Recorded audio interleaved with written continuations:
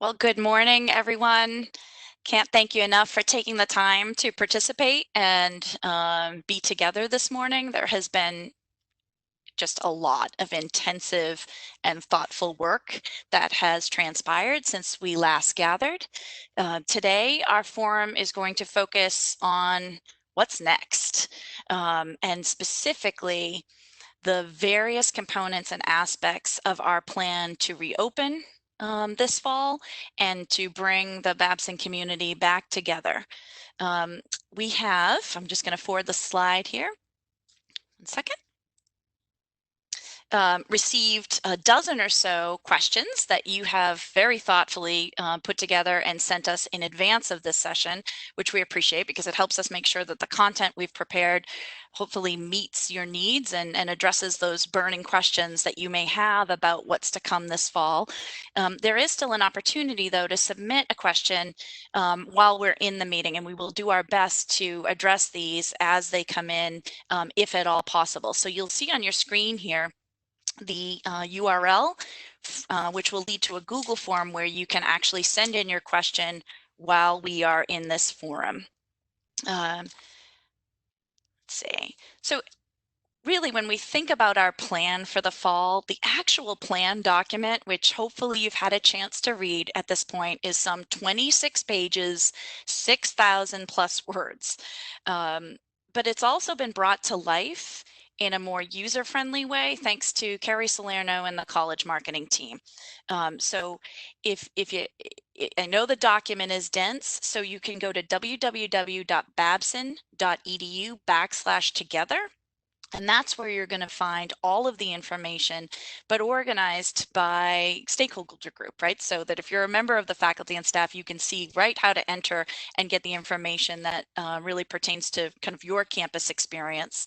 There have been dozens of Babson thought and action articles published, hundreds of emails and social media posts where all of this information is being shared out. So thank you very much to College Marketing for helping us take the plan and share it in thoughtful ways. But this community forum then becomes a really important opportunity for us all to be together, to go in depth on the plan and address the questions you have. I would also note, though, that this plan is not a static piece.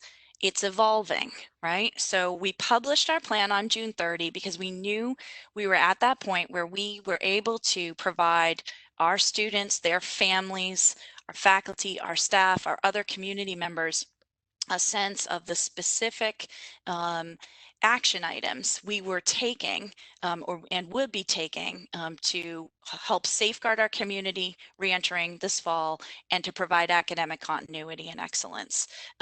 But the guidance continues to change both at the federal and state level, and new information becomes available both from in terms of addressing our own community's needs and meeting what the public health experts are saying our best practices. So again, that Babson site, www.babson.edu/Babson together, is where you're going to find the most current, up-to-date information as these plans continue to evolve and be enhanced. The crisis response team has been working 7 days a week, 14-hour days without really any break to bring these to put this plan together, and that work continues every single day as we move into kind of new phases and new chapters of managing this crisis. So we're going to get started today, and just to give you a framework for the information we hope to provide and the discussion we want to have today, we're going to start with an in-depth look of the plan components, specifically around our facilities, our cleaning and disinfecting procedures, new health and safety protocols that we are introducing and implementing, and then a look at the return to work plan. What can you expect when it's your time to return to the campus or one of our campuses? We're also going to spend some time putting ourselves in the learner's shoes, right? And starting to think about what is in store for and what is expected of our students who are returning to our campus this fall or will be studying online if they cannot travel back to Wellesley or to Miami or Boston. First, though, I want to introduce our first panelist and speaker, and that is President Spinelli, to give us a sense of the landscape, right, and the conditions and challenges that we're facing and how we meet those. Thank you, Kelly, and welcome to everyone, and special thank you to everyone. I want you to fully understand that I fully understand how much stress people have been under and how much hard work has been accomplished over the last 3 or 4 months.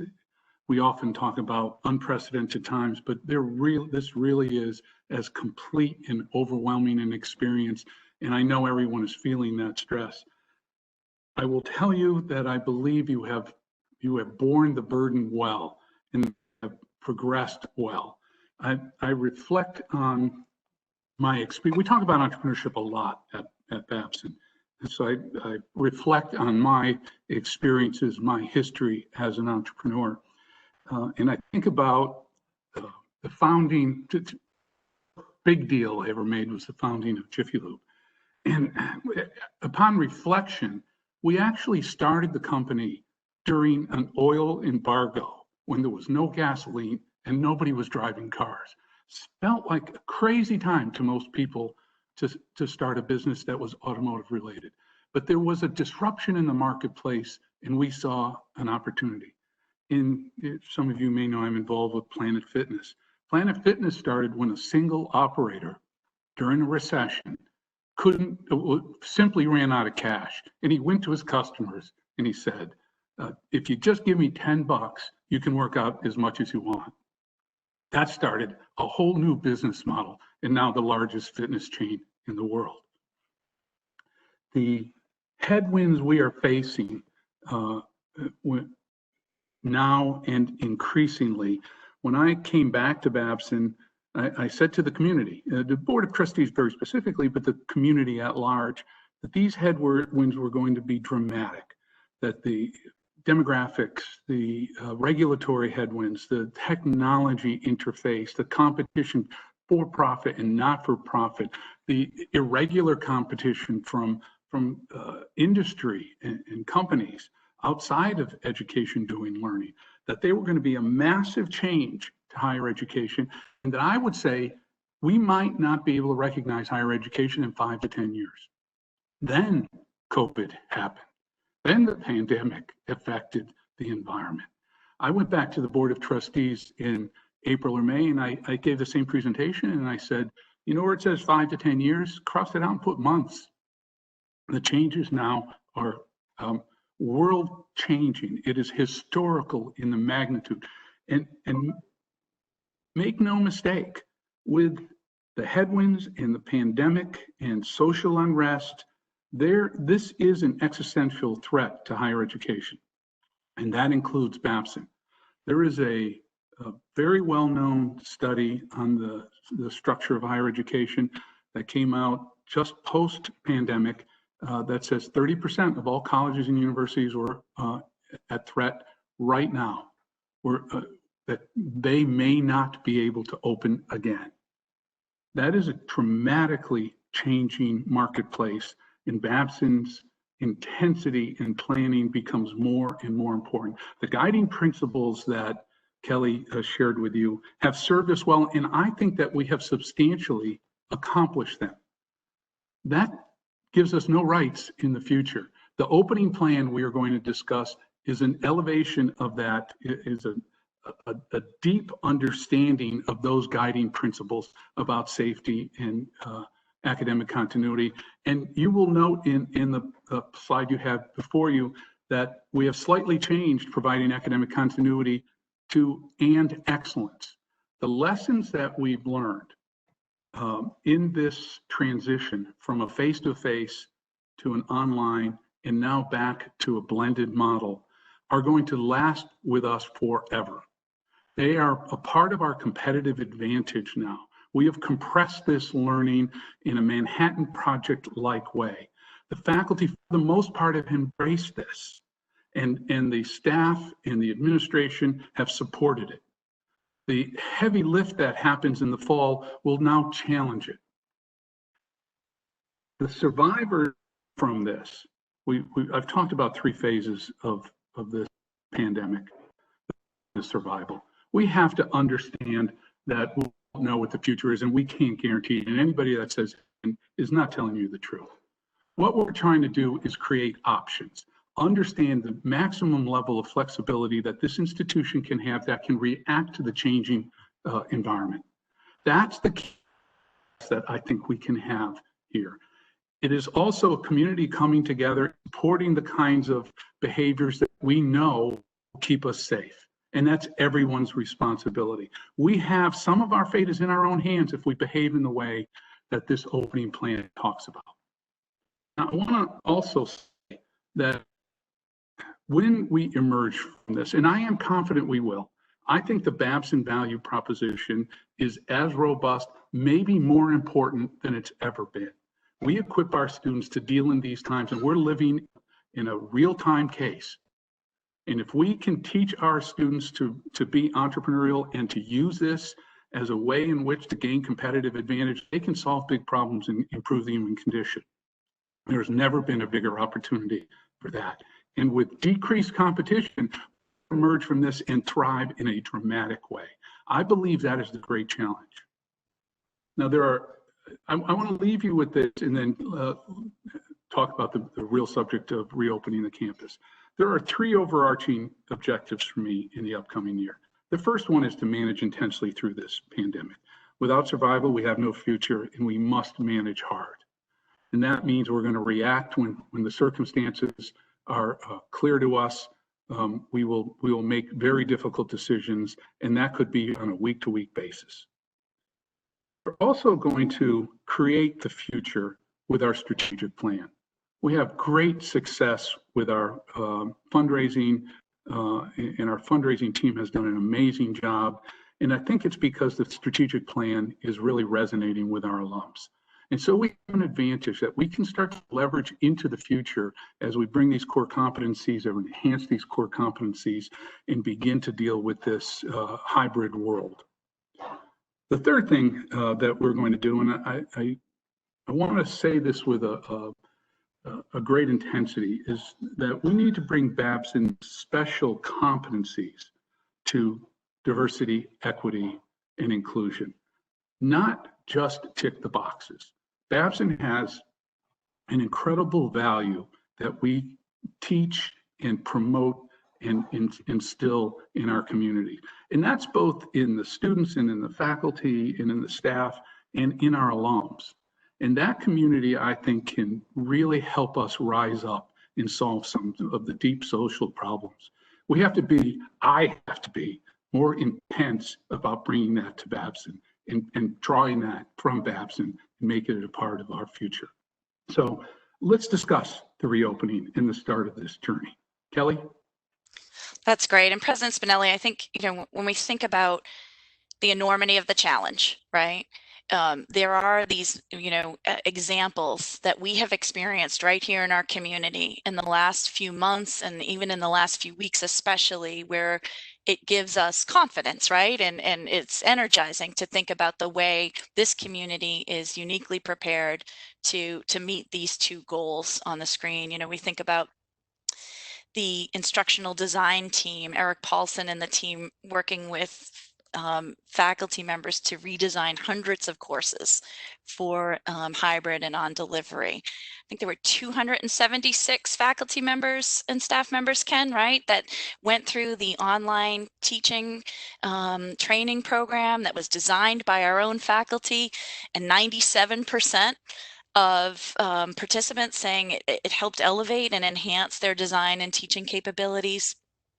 We're going to hear from Trish Alliance, our Associate Vice President of Facilities Management and Construction, in a minute. But, Trisha, Andy Matino, the entire facilities team that has been working so diligently all this time to keep our campus clean, disinfected, and implementing new protocols and procedures to make sure that our campus environment is as safe as possible. We think of D.R. Witter and Wendy Murphy and some 25 plus faculty members coming together to create an entirely new first year online pathway for undergraduate students. There are just example after example of real innovation, creativity, persistence, and agility that this community has been demonstrating. Those are just a handful. And so it really is such great, I think, validation of the spirit of this community, despite, again, the enormity of the challenge. So let's just, we talked about our goals for the reopening plan. Just to take everyone back a step, though, wanted to understand methodology, right? So the Babson plan, Babson Together, was informed by myriad external public health experts and others in the industry. You see here a broad list, and this is just a short list, really, of the federal, state, industry, and public health organizations with whom we have either collaborated or consulted with throughout this process to make sure that our plan is as sound as and strong as possible. Importantly, though, we did retain a nationally recognized public health firm, EAG, and they've been working with us team by team, day by day, week by week, to really play devil's advocate, test our plans, and bring in that outside perspective to make sure that we are following best practices and staying current with all of the changing guidance. For so many of us, it's difficult to picture, I think, what the campus will look like this fall. And so there was a tour just last week where a number of folks were able to kind of go into Olin Hall and see it and feel it and experience what it'll be like in terms of some of the safety protocols, in terms of one-way flow into and out of spaces, clearly marked seats, where you can sit, where you can't sit, so that we can maintain that important 6 feet of physical distancing, reminders in terms of the other safety protocols that we're expecting every member of our campus community who returns to Babson this fall to follow. And I think that the folks that participated in this tour found it really, really valuable. So we want to make that experience available for others. And so for faculty members, starting with faculty members who will be teaching on campus this fall, there are going to be registration opportunities available on the faculty portal beginning on Friday. If you want to come as part of a very small group, follow the distancing rules, wear your face mask, and hear from our experts in terms of what this is going to look and feel like as someone teaching on campus. We are making that opportunity available for all of us. A video tour that kind of takes you through the experience as you enter campus and maneuver around the buildings will be available soon. And again, that'll be available on babson.edu/together. It's my pleasure now to introduce Trish Alliance, AVP of Facilities Management and Construction. And Trisha is going to spend some time focusing us first on the building strategies. So many questions have come in from you all in terms of, okay, what is that plan for HVAC and airflow, and what are the cleaning and disinfecting protocols? So Trisha, I'm going to turn it over to you to really give us a good sense of what's already in place and what's coming for the fall. Great. Thank you so much, Kelly. And thank you for showing those pictures. Actually, it sort of embodies a lot of the work that we've been doing already. And so you'll understand as I go through this slide that a lot of the efforts that we're making were part of that Olin pilot. So thank you again. I'm happy to talk about the work that we have been planning and doing over the past few months in the facilities group. To prepare our buildings and to prepare ourselves essentially to support a successful and safe return to campus. Before I start though, I would like to send out a rousing thank you to so many of you who have participated in our efforts to date. I'd especially like to thank those of you who have carved out in short notice time out of your day recently to assist our efforts to create new ingress, egress, and circulation plans for all of our buildings. As many of you know, the facilities team of Steve Tolley and Ashley White have been leading this effort. And with more than 50 buildings on campus, this is no small task. We would clearly have not been able to do this as well without the help of so many of you sharing your knowledge of how these buildings function and informing our efforts. In the last 2.5 weeks, we've had probably over 20 meetings with more than 100 of you sharing your thoughts. We've covered more than half of our buildings already, and within the next week or so, we should be complete with all of them. Most of the buildings we have left are residence halls. Again, I can't tell you how much we've appreciated your input and collaboration. And so just to start out, I want to say thank you very much. For those of you who have not had the opportunity yet to see these plans, this effort is essentially creating one-way entrances and exits, as well as one-way circulation routes as much as possible in all of our buildings. This is to help keep people moving through the buildings and to allow them to remain physically distant in order to help reduce risk. With this effort, when this effort is complete, you'll notice things like circular routes of travel, one-way stairs, designated entries and designated exits. The effort is also informing our signage plan, which I'll talk about in a few minutes. Once the final edits are made to all of the plans, we will be sharing them on the Babson website for ease of reference by everyone. So before I move forward with the remaining bullets on my slide, let me take a quick step back to say that after many conversations with our consultant at Environmental Health and Engineering, we've come to understand that all of the efforts we are making are intended to provide a layered approach to reducing the risk of spreading COVID-19 on campus. As you know, and we'll talk about further, the primary methods for reducing the risk of spreading the disease are to wear face covering, wash your hands frequently and keep them away from your face, stay 6 feet away from others as much as possible, and to stay home if you feel sick. While I recognize that these are really human behavioral strategies rather than building strategies, they are our first and most critical line of defense, and all of our other strategies are built upon this foundation to provide further protection. One very important layer of added protection, which we know is completely critical to our efforts, is increasing our cleaning and disinfecting protocols. Our Director of Operations, Andy Mutino, and his team have worked incredibly hard to analyze what we need to do to support a level of cleanliness that not only meets CDC guidelines, but exceeds them. I'm pleased to say that the college has invested very significantly in increasing our custodial capacity and increasing our additional supplies of cleaning and disinfecting products and equipment as well.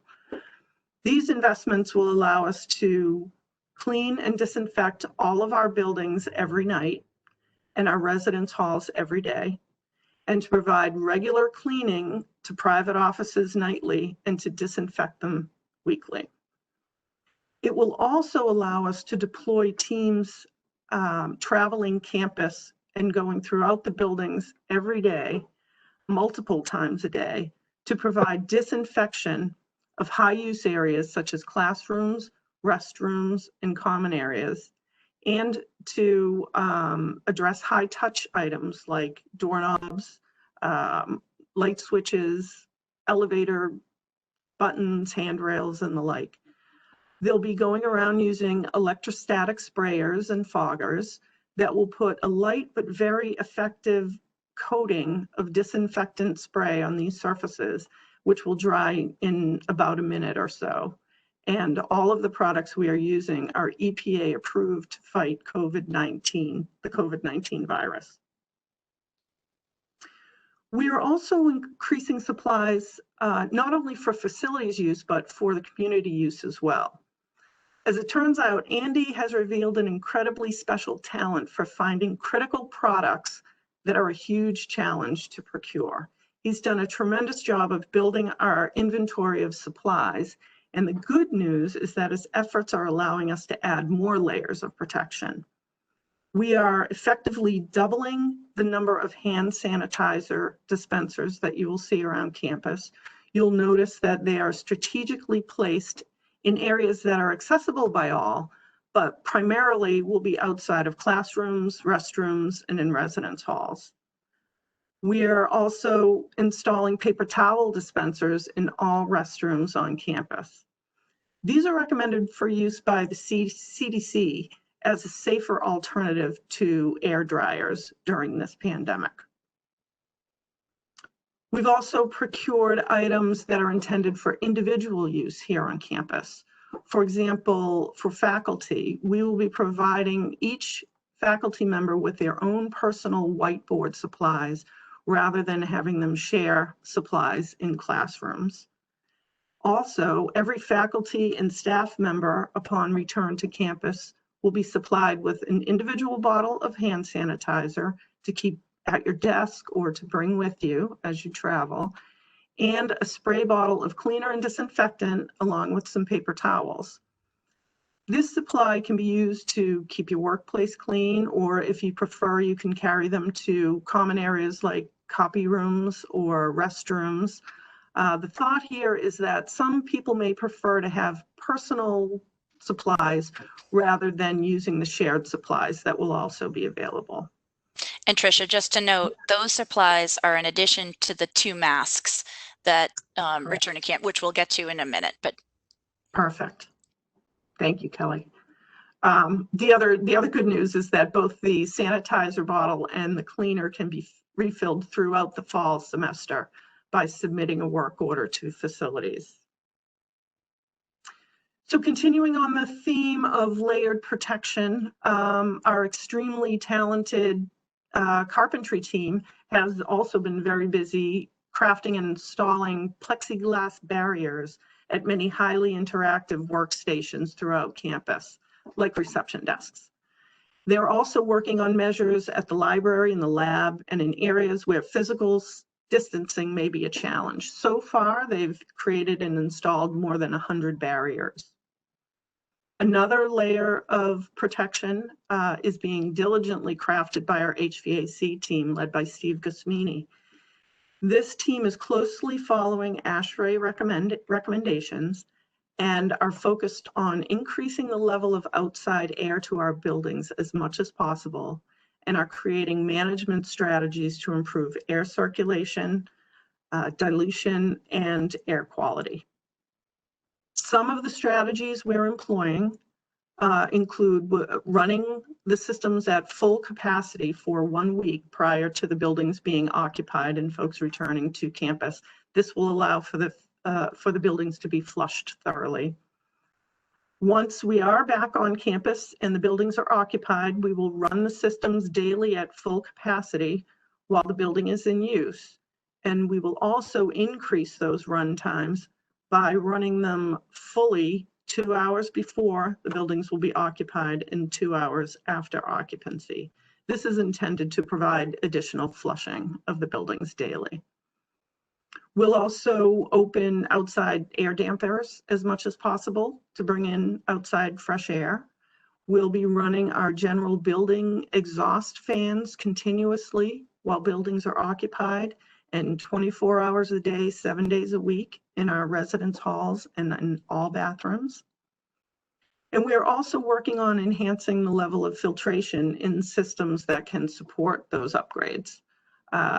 In areas where it proves to be more challenging, we will supply portable filtration units. The HVAC plan, I know Kelly mentioned that a lot of folks are interested in this. It's very complex, and it's very difficult to sum up in a quick overview.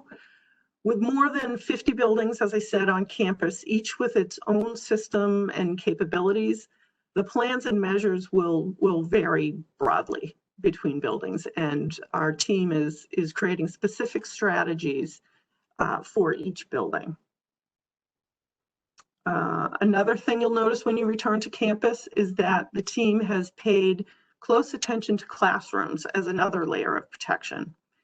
Each classroom has been measured by our facilities team to allow for 6-foot physical distancing between all students as well as the faculty member instructing the class. Available seats, as you may have seen in the photos that Kelly showed a few minutes ago, will be clearly marked for the students, and there will be one-way entrances and exits where possible. All of those will be marked clearly, and those will be defined so that we can continue to allow for distancing as the students arrive and depart the classroom. And Tricia, I may just want to add in too, just so everyone is aware, there was a crisis response team subgroup that was specifically focused on scheduling and looking at the academic calendar for the fall semester as a whole, but then also adding in 30 minutes of spacing in between undergraduate courses and 30 minutes of spacing in between cohort changeouts on the graduate side to really support this de-densification effort, right? So that we would minimize the number of students and faculty entering and or exiting any one space at a given time. And so, you know, that's an important layer that may not fall on the facility side, but certainly from the academic team worked hard to partner, I think, and collaborate to really minimize congregation and density in those key transition periods. Thank you, Kelly. Yes, that's a really important point, and we have been working with the team, you know, sort of creating the schedules. The facilities group was able to go through all of the classrooms and try to determine, you know, what the reduced capacity would look like. And so based on our ability to achieve the 6-foot distancing, some of the rooms have been reduced significantly, excuse me. In fact, the range of capacity is probably reduced to between 15 and just under 50% in most rooms, depending on the size. Finally, another major effort that you'll notice upon return, and you may have seen or Kelly sort of showed us in the photos a moment ago, is that we have a robust signage program that is not only intended to guide our community through our spaces, but will also provide reminders to stay vigilant about personal protection and individual responsibilities. The marketing team led by Carrie Salerno and Cheryl Robach have done really a phenomenal job of creating these Babson branded, clear, distinctive signage that will be placed in our buildings and across campus as well. We did a pilot project, as Kelly mentioned, at Olin that really illustrates not only this signage program, but the circulation plans and the classroom strategy as well. Overall, I think most of us were pretty pleased with how that pilot went. We are so thankful again for the feedback that we've gotten from folks who were able to walk through with us. It was very helpful, and we are continuing to tweak our plans, and this will continue to inform our efforts as we move forward to with implementation in other buildings across campus. This slide actually shows only a small fraction of the signage that the marketing team has created. They have a number of signs that are both developed for professional production and installation, as well as being able to print them out so that if folks, as we start to use our space, decide that they need some more direction or signage, they'll be able to print out some signs as well. Actually, my favorite sign isn't on this page, but folks will see it when they return to campus, and that is to promote proper distancing. Marketing has invoked Busy Beaver, and everyone is encouraged to remain one biz apart from each other, which is adorable. So I love that one too. So Kelly, from a facilities perspective, and after many conversations with our consultant, we feel very confident that all of the layers of protection that we've been working on will have a positive impact on the return to campus. I know that there are many more that you plan to talk about as well, so let me just turn it back to you so that we can talk about some of those other That's great. Tricia, one thing, you touched on paper towel dispensers, but we did receive a couple of questions specifically about restrooms. So I'm wondering if you just kind of go back to that space for a minute and talk a little bit about the restrooms in particular, and what folks can expect in terms of some of those safety measures. Sure. So for the restrooms, we are, the paper towels was a significant recommendation from the CDC as well as our consultant team. So we will be, unfortunately, we removed many of them as energy saving and environmental measures, but we'll be going back to install them to get us through this pandemic. Our team will also be focused on, as I mentioned, we'll have teams roving throughout the day into and out of buildings.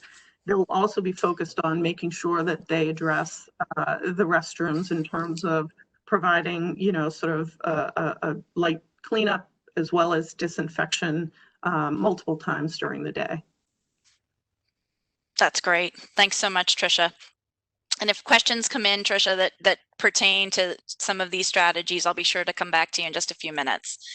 But at this time, I'd like to welcome two additional panelists, Vice President of Human Resources, Donna Bonaparte, and our Deputy Chief of Police and Director of Emergency Management, Erin Karsha. And the three of us are really going to try to take you all through some of the specific health and safety protocols the plan calls for if you are returning to campus this fall.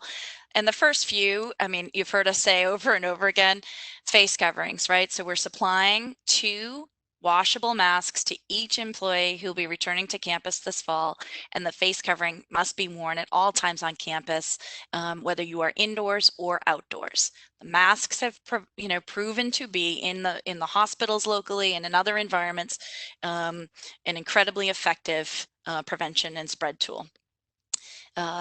6 feet of distancing will be maintained, again, whether you are indoors or out of doors, and in-person meetings and gatherings are going to continue to be limited in terms of size and scope with restrictions. One of the features that we have built into the plan and are already piloting is a daily symptoms reporting tool.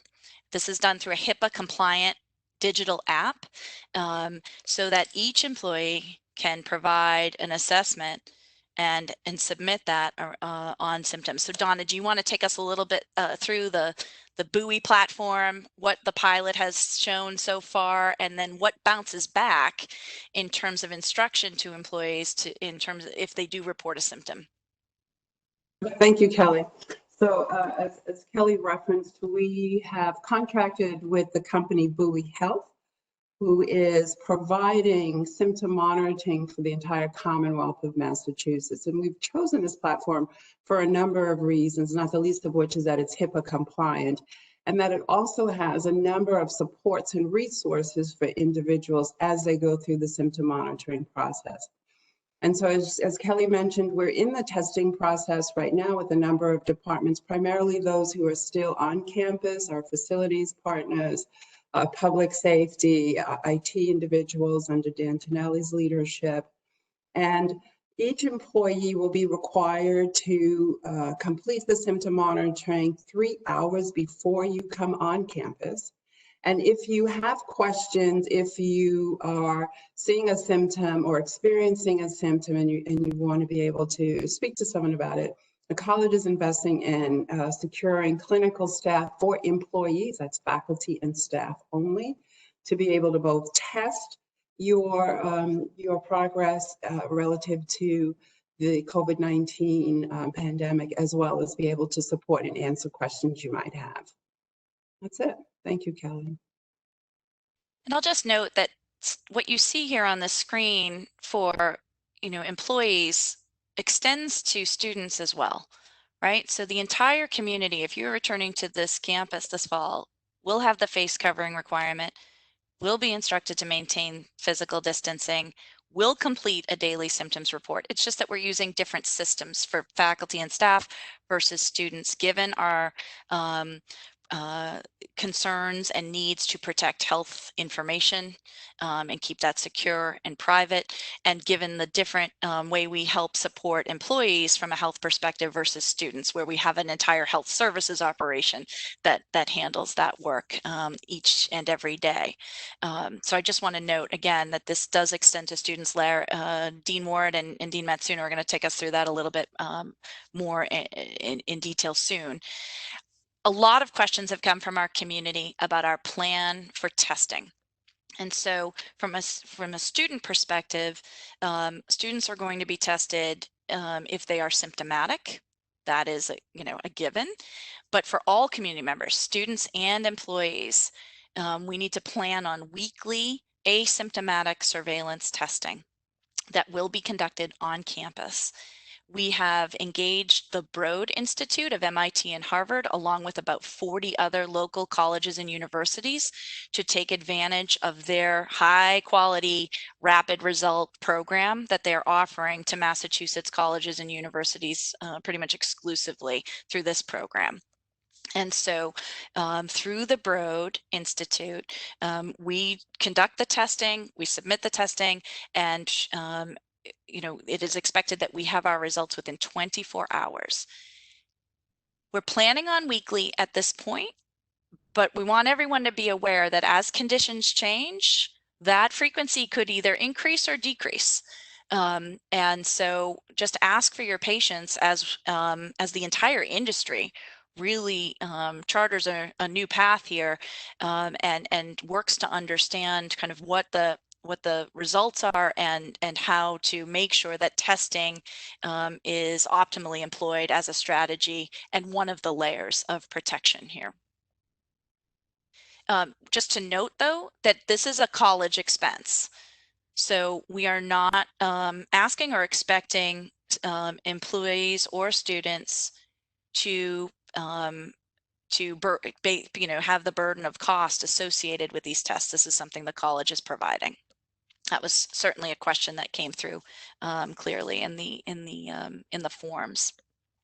One of the things we're not doing at the building entrances is thermal scans or temperature checks, right? And that's because we've built it into the daily symptoms reporting. So part of the symptoms report is, do you have a temperature that exceeds a certain number, right? And for students, we are actually supplying them with a digital thermometer as part of their Welcome Back to Campus kit so that they can take their temperature accurately and report accurately through the symptoms checker as well. Aaron, did I miss anything on testing that you want to share?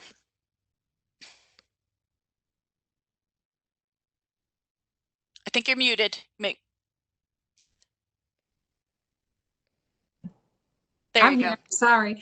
The only thing folks might want to have an idea of is some of the logistics planning, what that might look like on campus. We actually are looking at doing some of our mass testing, utilizing the lower level of the BECC garage. We're doing a walkthrough Friday morning with some of our IT, some BE staff and facilities. So we're trying to work out how can we safely do so, not to impact traffic control, crowd control management, or any exposure, but we're working through the logistics on that end. That's great. And just so everyone is aware, there is a crisis response group that is focused exclusively on testing, daily symptoms reporting, and contact tracing efforts. And that is a cross-functional team where we have both staff and Professor Dave Blodgett bringing his expertise to bear to support the effort as well. So more to come on that front. In terms of contact tracing, Aaron, this is an important piece, right? And we know that the local boards of health are the primary vehicle for contact tracing, but maybe you can take everyone through some of the Johns Hopkins training and other efforts that we're preparing so that we can supplement as required. Sure. So from a state guideline standpoint, the local boards of health are charged with contact tracing. So if someone were to test positive or be determined to be a close contact, the reality is a lot of those cities and towns are quickly being overloaded. So what we've done as an institution, we've invested in a number of our health services staff, a number of our athletics coaches to become trained through the Johns Hopkins contact tracing program so that we're ready to support a timely response for any type of positive test or any type of exposure. Obviously, we'll do that in conjunction with the local Board of Health, but we're setting ourselves up so that it's the most timely and most effective. And I know Donna's team's working on what an employee support side might look like beyond local Board of Health as well. Right. And so when we think about preparing for either presumptive or positive cases, Erin, in terms of our testing, right, or our symptoms reporting efforts, bringing that forward, maybe walk us through a little bit about quarantining expectations and also notification, you know, in terms of how we react when we learn about a positive test. Sure. So obviously there's a lot of different dynamics of what community member, if they were to test positive, whether it's a student or an employee or a visitor. Let's start with a student. If a student were to test positive, we have worked with housing and that we have 3 buildings and 3 residence halls that we have kept offline to make sure that we have a single bed, a single bath to support the self-quarantine needs. In conjunction, housing and health services would work hand in hand to make sure that that contact tracing begins. They would establish any close contacts that might have come in contact with that positive test and advise them on any self-quarantining. You know, I think the question comes up of, you know, are we as an institution, are we going to be communicating every time somebody is self-quarantined or tested positive? From a privacy standpoint, we're not going to. Obviously, our commitment is if we think there's a public health concern or threat, we are going to communicate those that need to know. Great. And Erin, a question that just came in too is specific to the face coverings. So, you know, we are saying wear your mask at all times, but there are a couple of exceptions, right? They're detailed in the plan document for everyone to read, but maybe you can just help people understand, okay, what does it mean when I'm sitting in a private office or in my workspace where I am at least 6 feet apart from someone else? So the exceptions are private office, but again, I think you have to understand the flow and dynamic of your space and your role. Are you in an office that you can close the door so that someone couldn't come into your office and violate kind of that 6-foot space? You know, is it a communal space? You want the face mask and 6 feet. So I think it's important to realize that even walking around campus, you're going to see each other wearing the face coverings. That's one of the #1 levels of protection. We really need to commit to it. And it's in addition to other steps. But I think it's important to understand that, you know, it's really only in a private office when no one's in that office, and that you're reassured that no one's going to be able to go beyond that 6 foot without a mask. That's great. So Erin, I'm going to jump slides just for a second here, if I can get this. Oops, sorry, hold on. A lot of questions coming through. You know, we know what our community will commit to and how we will adhere to these guidelines, right? And the plan details. But what about visitors, vendors? So can you take us through the visitor vendor policy and how that's all being handled? And specifically, if you can at the end, Erin, you know, interactions with Cannon Copy Center, WB Mason in particular are 2 that we're fielding a number of questions about. Sure. So, you know, as we begin to re-enter campus, we continue to reiterate that our priority is to keep our campus community safe. We've established some detailed visitor protocols and procedures to align with this commitment. As you can see here at Babson, we will need to limit all non-essential visitors and business on all campus property, and we need your help. As a community, we need to commit to continued use of virtual meetings when able, scheduling appointments when engaging with others, utilizing outdoor and communal spaces as we return. So one of the questions I think that's often is, you know, who's considered a visitor? So a family member helping a student move in, it could be an admission visitor, an essential client, a vendor, or a contractor. So all those fall under that bucket of visitor. And as an institution, we're requiring all of these visitors to complete a daily registration through an online portal or through the public safety department before accessing any of our campus properties. This particular online portal or process through public safety will require the visitor to review and acknowledge our expectations of behavior on campus. It will force them through a screening process, and it will also require them to enter some contact information. So we can really account for people to report that they're healthy and they're supposed to be on campus from an essential standpoint. You might ask, how do we get folks to comply? So we've worked very closely with procurement to make sure that those key student-facing vendors and contractors have that in their contracts. They're training their staff to understand what they have to do daily, similar to what all of us are going to be doing through our symptom reporting. We're working with marketing. We've created a QR code so that all visitors entering the campus, there's going to be significant signage directing them to certain lots and to the QR codes where they'll have to stop and actually register and go through that process. So there's a level of compliance on that end. Regarding Canon and W. Mason, again, what we're doing is working with procurement to make sure that those folks that are coming to and from our campus, whether making deliveries or sorting mail, are going through a similar screening process, an expectation process. I'm working with Kevin Cullen from procurement to, really detail out how business operations may be different for Canon and WB Mason, so that we have least exposure of transferring packages and mail. So we'll have some more detailed protocols as to what that looks like and how you can make requests so that not as many people are exposed to deliveries. And again, just thanks to everyone that's already engaged in the visitor vendor procedures in terms of getting anyone coming to campus to open the QR code, fill out the form. I think, Erin, we're already seeing really great response to the system. Takes a few minutes, right? But yeah, I had about 8 today. So people are following it. And I think the nice thing is, the unfortunate thing is our daily lives right now are a lot of rules and regulations and understanding. So people really are complying and they're looking for guidance as to what do I need to do to be safe to access any space. That's great. So Erin, one of the questions that's come forward is how are Olin students being how does this extend to Olin students, right? So maybe we can just take people through some of the decisions that have been made around dining and Olin students having to register almost as visitors.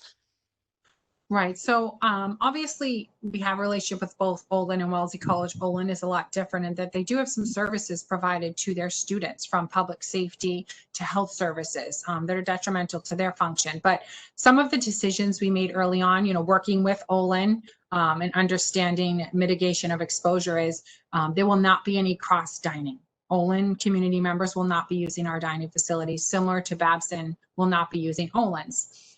Foundry use. Again, Olin students participated and worked as scouts at Foundry, but right now we're really all trying to contain our communities for least exposure. So Foundry use will be suspended.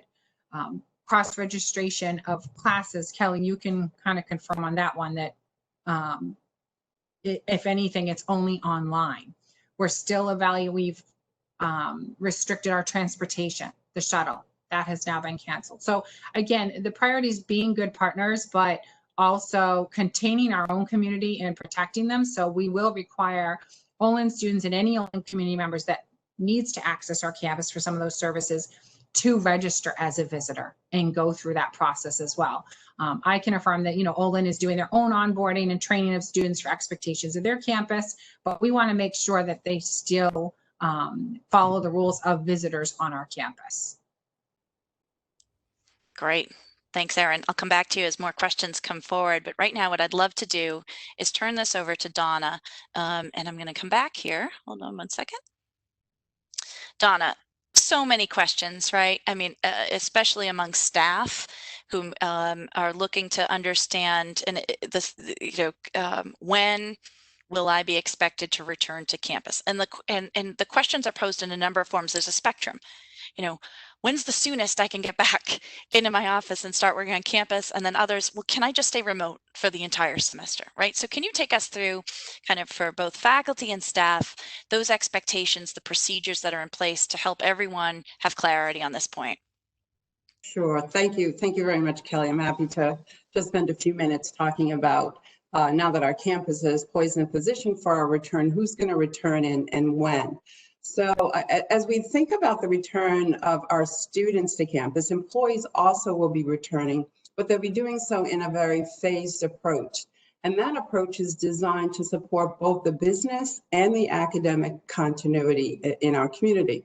So as we began this process, we asked each President's Council member to connect with their direct reports and their managers and discuss their operations and prepare their individual plans for return.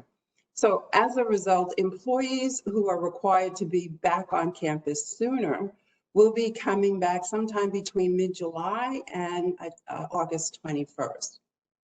Employees who are in non-student interacting roles also will return based upon the determinations of their manager and their respective President's Council member, and then at the same time recognizing the state guidelines on capacity. Faculty members return based upon the decisions they reach with their division chairs. And then as we return back, lastly, one of the requirements to return to the workplace in the Commonwealth of Massachusetts, as determined by Governor Baker, is that all employees must complete a training program. And so our program will be administered online. We'll be using the Canvas platform.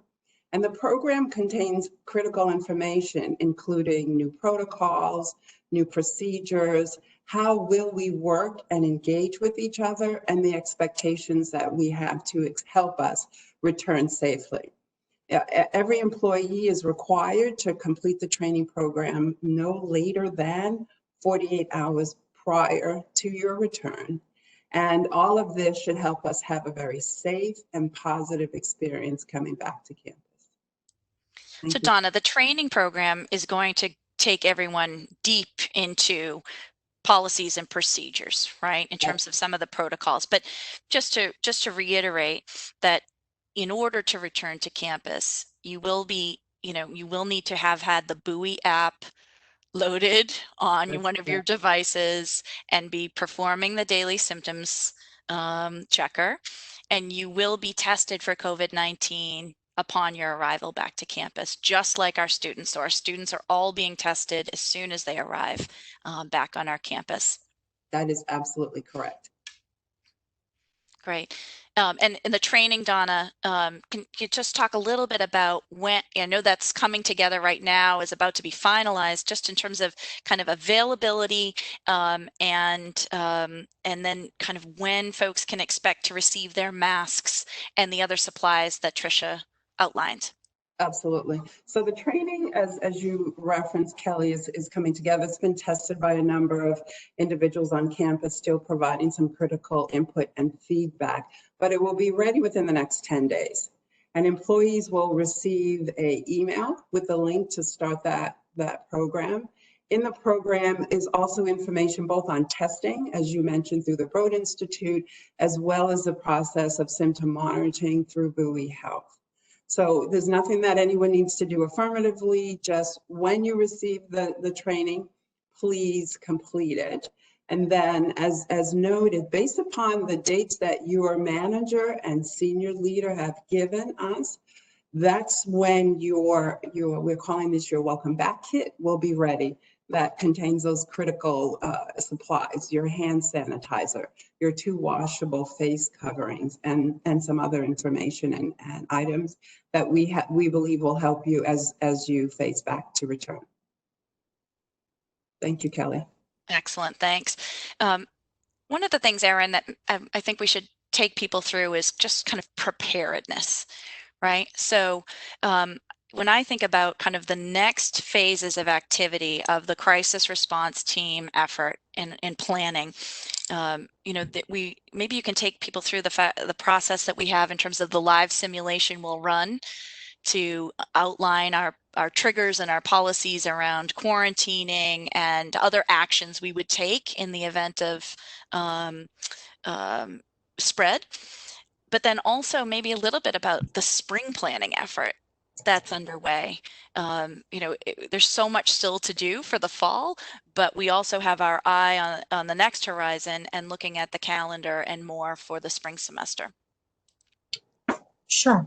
So I think, as you can imagine, every day, every hour, we get new inputs, new requirements to shift. And as we continue to operationalize our plans, we're starting to recognize additional needs. For instance, a lot of the questions we get are, what if someone's not compliant? So we're going to talk through and we're going to create protocols for that. So every day, every week, we are creating new protocols, new ways to engage. But one of the pieces that we felt was really, really important was to kind of assess our level of preparedness for this fall. It's one of the most unprecedented situations we've all dealt with. It's fluid and it's going to continue to be. So we have created a tabletop exercise that we're going to work through probably the first week of August in little subsets of different types of situations that could affect different populations, whether it's the faculty population, staff, student, a dining service impact, an athletics team impact. So we're really trying to identify areas to test our level of preparedness, but then also benchmark what are some of those significant factors, significant triggers that might force us to need to change our operations, whether that's to shift entirely to an online platform, whether it's to close a certain facility or space, whether it's to bring in, a third party to assist. So what we're really trying to do is, my job, as I always say, is I'm worst case scenario Erin, but that is my job to talk about the what ifs, because the reality is, yes, there's going to be positive tests, whether it's at Babson campus, in the Wellesley community, Needham community, Olin, we're going to see it. So we need to figure out how do we manage that in the moment ahead of time versus having to deal with it when it's handed to us. So I'm excited in that I think we'll be in a really good position, that we'll be that much more prepared. Hopefully we're over prepared.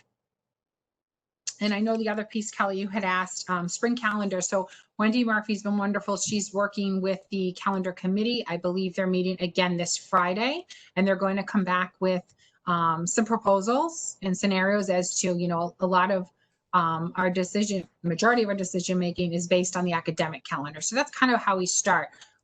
How do we meet our needs as an institution for academic calendar? Then what are the health and safety needs, the logistics?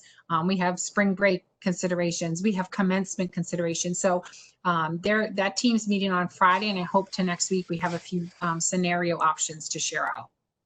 Thanks, Erin. And for those of you who may not be aware or familiar, Erin, for many, many years, has made sure we are over-prepared at all times for almost every scenario or any scenario that could come our way. And so the discipline that she and the team have brought to emergency preparedness day in, day out over the last decade really puts us in a very strong position to plan and to manage in times of crisis.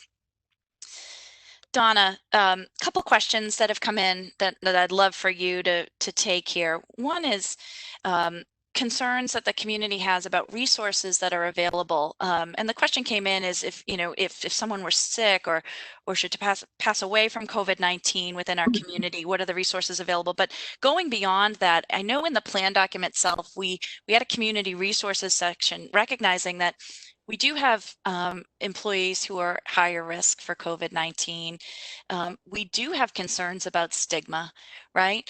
So maybe you can just talk a little bit about EAP and some of the other HR resources that are available for anyone that's having a hard time, even in this moment, with the emotional elements of this and the angst that comes from the pandemic we're experiencing. Thank you. Absolutely, Kelly. So you're correct that our EAP Employee Assistance Program is available 7/24/365. Numbers on our website. We'll also include it. It's on the HR website. We'll include it in our employee return training as well. If any employee can benefit from their services, both in terms of counseling or other supports, please, I encourage you to do so. That's why it's there.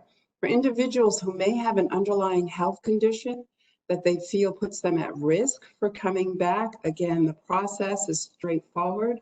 To request an accommodation under the Americans with Accommodations Act is very confidential. No disclosure of diagnosis occurs. That interactive process happens very confidentially between the employee and Jennifer Forbes, our benefits director. So please, if you have such a condition, please do so utilizing that form. We have roughly 25 or so individuals who have already, primarily on the faculty side, gone through that process rather seamlessly, another dozen or so pending. So for employees who didn't know that that is an option and an availability for them, based on their concerns of their health status and fears to come back about exposure, please do so. Thank you. Great. And Donna, just a note, there are a couple comments that we received about the training program, and just hoping that the training can be specific in the symptoms reporting timelines for employees who may start their shifts very, very early in the day, which, if with the 3-hour window, could put them at like a 2:30 a.m. deadline for a 5:30 a.m. start. So if we could we'll just make sure that in the training that we're specific, right, about expectations if you're not an 8:30 to 4:30 scheduled employee. Absolutely. There's no request to get up in the middle of the night and complete the system tracking. Not at all. But please just do so before you report to campus. That's all. Thank you. Great.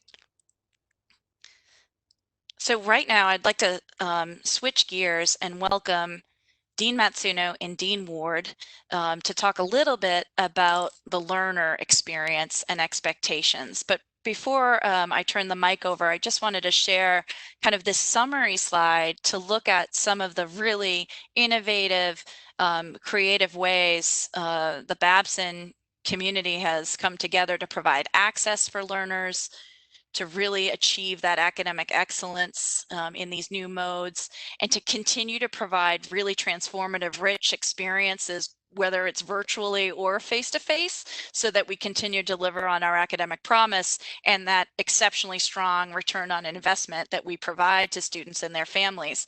I want to pause for a moment, though, to specifically look at this point on access and note that the Shanghai, China offering that has come together just in the last few weeks, thanks to Amir Reza and the Glavin office team, really getting creative about a relationship with CIEE that will allow students in China to study together at a first-class facility and kind of continue their academic continuity in country. And I think as of yesterday, there were 72 students who had completed the application to actually participate in this Shanghai opportunity, knowing that they likely would not be able to travel back to the US to study here with us in Wellesley. But this focus on international students is really important. There are so many different ways we are trying to support our students from outside of the US. As many of you know, there was an incredibly dismaying and troubling ruling from the Department of Homeland Security and ICE recently that would actually call for the deportation of international students if they weren't studying at least one course in a hybrid face-to-face mode. There was going to be no allowance for 100% online learning and maintenance of your visa. So Babson took a public stance against that ruling as a college, and also pursued a number of advocacy efforts through our various associations to which we belong.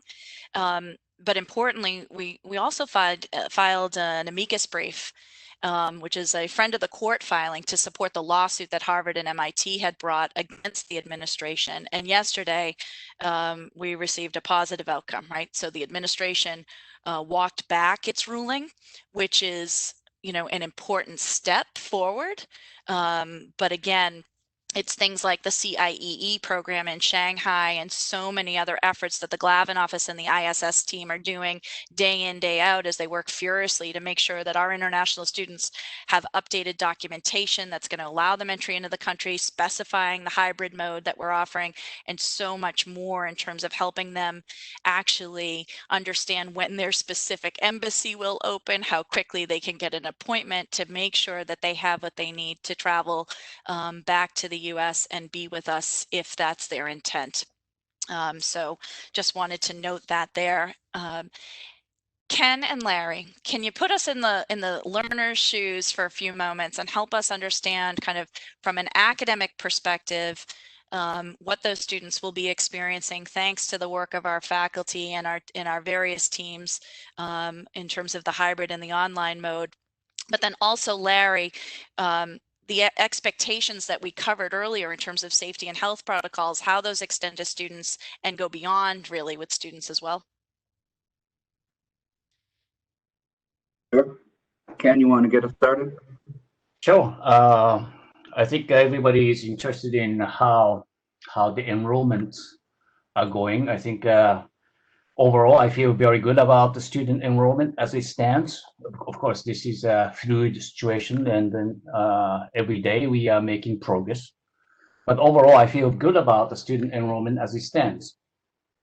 Courtney, Minden, and the 4 program associate deans, Beth, Sebastian, Wendy, and Tracy, had been working tirelessly on student enrollment and reopened registration, which we experienced in the last few weeks. On the undergraduate side, we have encouraging numbers for incoming students thanks to our very astute admissions office. We feel good about incoming students, including those 110 students, I think, who decided to take first-year pathways, which is really a heroic effort by 30 or so faculty members working in the last few weeks to develop the program. This is really unprecedented sort of amount of effort, working together, faculty, cross-disciplinary work. And I think, as Kelly said, we are trying to provide as much flexibility as possible for the students. The Shanghai example is a good one.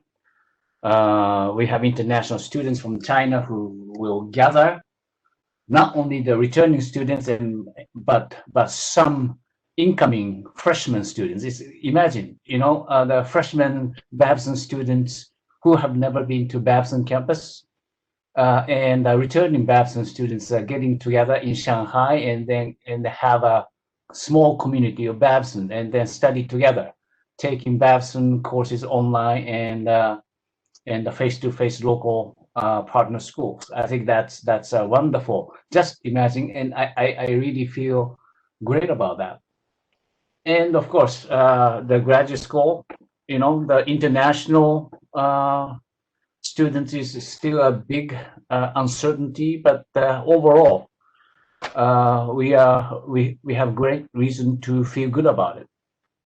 So it's still, uncertain, and a great deal of uncertainty is there in the international side, but we have every confidence in the AMIL and the Gladden Center people managing and informing the students so that we can find the best way moving forward. So overall, I think enrollment and registrations are doing well. We are getting ready. We are really excited about having students back on campus. So that's a quick recap of the enrollment and the registration. Larry? Thank you, Ken. Let me just pick up on not only expressing my appreciation to our faculty for your training and preparation over the summer. You mentioned colleague program associate deans as well, but I think across every student-facing unit, whether they are participating on a CRT or not, you all have been supporting students and learners in just an incredible way. Class deans having to re-register students for classes. I know our staff and our career development centers have been working really, really hard with students who have lost internships and supporting other students finding internships, supporting students who graduated in this past May and are continuing to look for employment and navigating those challenges. Athletic staff and coaches who are supporting their teams, our clinicians in both the Wellness Center and the Health Center. So although we don't see you on campus, don't be under any illusion that people are working hard to support all of our students and learners across programs. One of the things that we have been doing with a small group is putting together comprehensive student onboarding training for all students, new and returning. And it will cover 3 essential themes: health, safety, protocols, and behavioral expectations, navigating the campus experience. As you heard from Tricia and Aaron and others, the experience on campus will be different for all of us, from our classrooms to dining, ingress, and egress. So navigating campus is the 3rd major area of the training. And then the second and the 3rd area is finding academic success, particularly in a hybrid or virtual environment. When we went into sort of emergency virtual mode in March, we didn't fully have a chance to prepare students for what that would look like. How do you find success in that environment? And so very pleased that students will go through that training that will launch in early August and need to be completed by the end of August. Let me also just address, I think, what is an important concern and will be an ongoing concern, and that has to do with students' individual and collective responsibility towards supporting this reopening plan and keeping our campus safe. I am watching the very same news reports that all of you are from around the country. And one of the things that is very clear to me is that our students must commit to not only face coverings and hand washing and good public health hygiene, maintaining physical and social distance, daily symptoms monitoring, regular asymptomatic surveillance testing. This will be a daily, a regular, and an ongoing responsibility to ensure that every member of our community works together to truly operationalize this plan. And we will not, put up gates around campus, and we won't create a fortress, but there is an expectation that our residential students will remain on campus and prioritize their need to go off of campus, right? We don't want to create a situation that feels punitive, but it is important for all of our students to understand, and this entire community to understand, that we each have a collective responsibility to help keep ourselves safe. So I will pause there. Can talk about concerns or questions that we're hearing. How would you like us to? I know we're running low on time. Thanks so much for the overviews that you both just shared. Larry, we talked earlier about the fact that students are going to need to follow the same safety and health protocols that we're instituting across the board, right? So we know they're going to be tested immediately upon arrival back to campus. They will actually be tested a second time within the 7-day period. They will be completing the daily symptoms monitoring check every single day. Health services will hold them accountable if they don't submit, right? Or don't follow up on the action that's advised. One of the newer things that we introduced, though, to students and families this week is the instruction to quarantine at home for the 2 weeks prior to arriving back on campus, even if they need to travel by plane to minimize risk. Can you just talk a little bit about expectations in that pre-arrival and that check-in phase? Yeah, so we'll have a phased move-in to our campus that begins August 9th for students who, for travel reasons or other reasons, really need to arrive at campus early, and that will continue through August 22nd with various different opportunities. About the middle of August, there'll be an opportunity for local students and families simply to drop off items. They won't officially move in, but they'll be able to drop off items in their room, and that will help to speed move in as well. The state guidance requires or instructs colleges and universities to have a 14-day quarantine period from students coming to campus from outside of New England, New York, or New Jersey, which is a significant number of our students. So what we've done is sort of divided our arrival the first part of our semester into 3 phases. The pre-arrival stage, which is sort of that August 9th through the 22nd.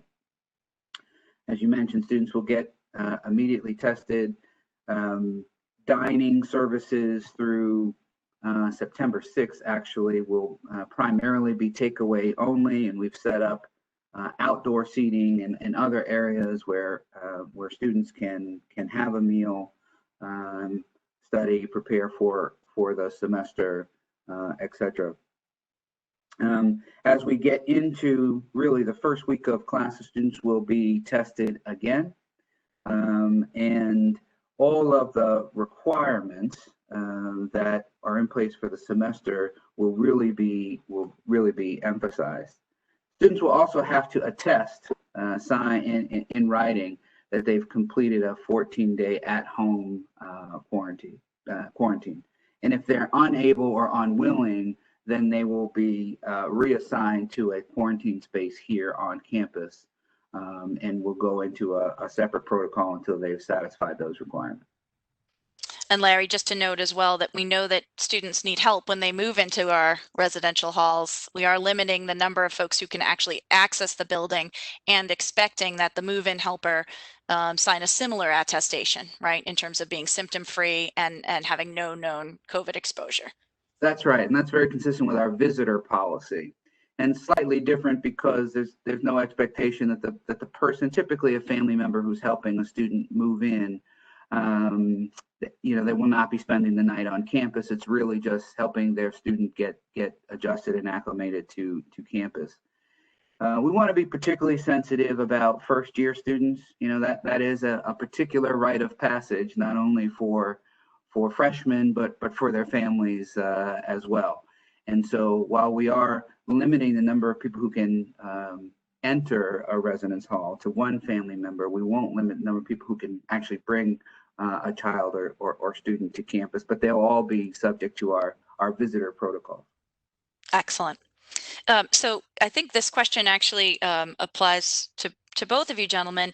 Number of questions from both faculty and staff about the opportunity for one-on-one face-to-face interactions with students, whether that's through an office hours visit or an academic advising session, for example. So Larry, maybe you can start in terms of what your vision is and what the team's vision is for that type of support, and whether or not it can be face-to-face. Yeah. So my vision for student support services is to mirror a hybrid learning environment. And so some of that can be done virtually where that makes sense, and some of it will really need to be done face-to-face. The question is, how do you do the face-to-face safely? So identifying conference room and office spaces that are large enough where a staff member and a student, or a faculty member and a student, can maintain 6 feet of separation, everyone wearing a mask, where we can have a plexiglass barrier, although it may seem impersonal. I do think it is an important part of that. So the overall philosophy is to mirror our hybrid learning environment that provides face-to-face opportunities for engagement, as well as technology-enhanced engagement as well. Ken, anything you'd like to add to that? Yeah, I think that is a very important point. I think all syllabus has a standard item that is about the office hours and standard procedures to get the office hours, such things as time in the day and how to get the appointments and in what order the appointments are warranted. I think that's all part of this standard procedure, with or without coronavirus. So the faculty is all going to include that standard procedures in every course. And depending on the section size, I think it's very difficult to set up a face-to-face time in a safe environment. So I agree with Larry that because we have this WebFlex technology, and we are going to do a hybrid approach, and I think that is going to be very important. But the key point is that the faculty and students do understand what is the standard operating procedure. So that's my answer. That's great. So a lot of questions are coming through now about this requirement for students to self-quarantine at home for the 14 days prior to. And the question I think that is on most people's minds is, why is that even necessary if we're going to test them and have immediate results on the test? And so just to take everyone back a step in terms of CDC and Department of Public Health guidance here, a negative test result does not actually obviate the need to follow the quarantine directives that the Commonwealth of Massachusetts has issued. And so with our consultant EHE and the advice that they provided, it really is about just minimizing those students' exposure to the virus 14 days before they come here, to the extent it's possible, even if they do, again, have to travel by plane and through an airport or 2 or 3 to get to us. It still helps minimize their exposure overall. And again, the test is important, but it doesn't negate the need for the quarantine order to be followed. Now, the quarantine directive could change between now and August 9th. It could change between now and August 22nd. And so we will adapt and be flexible in our approach based on the students' needs. But one thing, Larry, there's a lot of concern that's coming through the form right now about individual student needs. What if I wasn't able to quarantine at home? What if I can't truthfully attest to that in that check-in moment? What happens then? Yeah, so it's a good question. So we have spaces available on campus where students can quarantine for 14 days. And if that would cut into the start of classes, then that's why we're in a WebFlex mode. So students could remain virtual and not have any face-to-face interaction within the classroom. So we have contingency plans in place. One of the things that we're not going to do is put a student who, or certainly tell a parent that we're going to put their student out onto the street or have an expectation that they'll just be on their own. So we're going to provide food. If we need to deliver meals to students who are in quarantine, we will do that. We have a flexible and I think a student-centric approach to our reopening. And understanding that there will always be exceptions and students who, for whatever set of reasons, fall outside of a particular protocol or expectation. And I think that also applies to holding students accountable as well. I think that happens on a continuum from, on one end, a gentle reminder for a student who might be non-compliant and perhaps may have just forgotten, to holding students accountable in terms of for repeat violations or willful lack of compliance, up to suspension and removing their ability to remain on campus or potentially at Babson if they are threatening the health and well-being of others. That's very helpful. Thanks, Larry. Ken, we don't have time in this particular session today, given where we are on the clock right now, but just to note that there are a number of questions that we're hearing from faculty in particular about, okay, help us understand academic policies for students in the works in terms of some of what was detailed for students and families yesterday by Associate Dean Tracy Reza in terms of what if they're not showing up, what if they're trying to switch, all of those different types of things. So something that we are noting and Dean Matsuno, I'm sure will address going forward as we grow closer to the start of the actual academic year. For now, I want to thank you both for the insight and information that you've shared. And given that we only have a few minutes left, really bring President Spinelli back into the conversation to talk about kind of those high-level critical objectives for the next year that you have on your mind, Steve.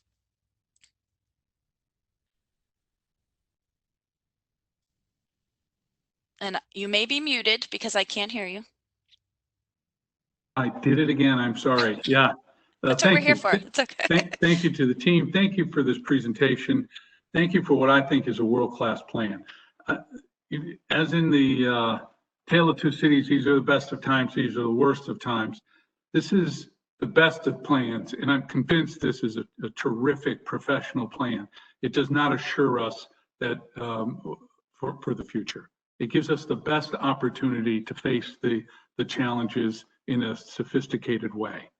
I believe it is virtually an award-winning effort by this management team, and it will take an entire community to make this successful.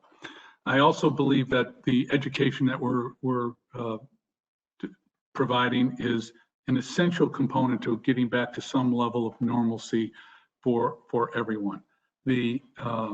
As you can see, the Board of Trustees has authorized an amazing amount of investment to put this together, and the staff and administration has worked rigorously to be professional and to bring in external sources, comprehensive in the way that we've attacked this problem.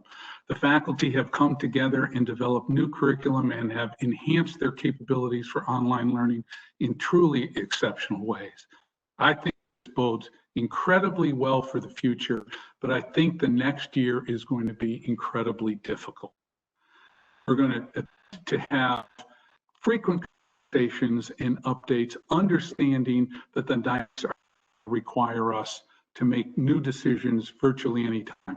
The key, Ken is exactly correct, that we are way ahead of where would even be reasonable on enrollment.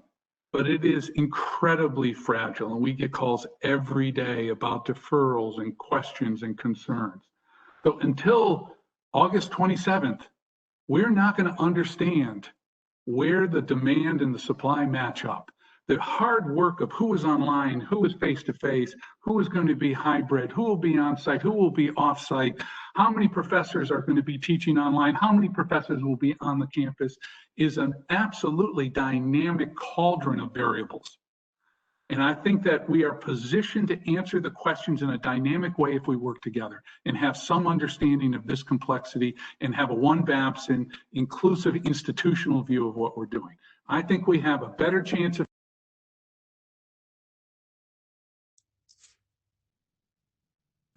President Spinelli, I think we lost you there for a minute.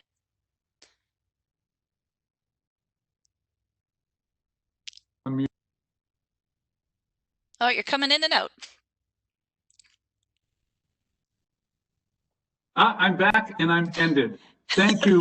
I got very carried away. Somebody must have muted me from afar. I don't blame them.